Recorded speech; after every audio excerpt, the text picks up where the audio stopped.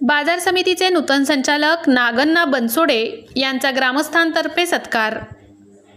सोलापूर कृषी उत्पन्न बाजार समितीच्या नूतन संचालक पदावर नांदणीचे माजी सरपंच नागण्णा बनसोडे हे निवडून आल्याबद्दल त्यांचा ग्रामस्थांकडून सत्कार करण्यात आला। गेल्या 40 वर्षांपासून काँग्रेसचे कट्टर कार्यकर्ते म्हणून बनसोडे यांची ओळख आहे। नांदणी गावचे सरपंच आणि सोसायटीचे चेअरमन म्हणून त्यांनी चांगले काम केलेले आहेत। मात्र त्यांना राजकारणात मोठ्या पदावर संधी मिळत नव्हती।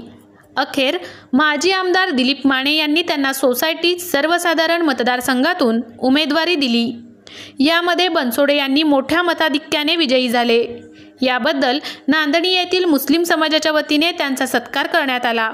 यावेळी बोलताना नूतन संचालक बनसोडे म्हणाले, मतदारांनी मोठ्या विश्वासाने आपल्याला निवडून दिले आहे। येणाऱ्या काळात आपण शेतकरी हिताचे निर्णय घेऊन त्यांच्यासाठी कल्याणकारी योजना राबवण्यासाठी प्रयत्न करणार आहोत।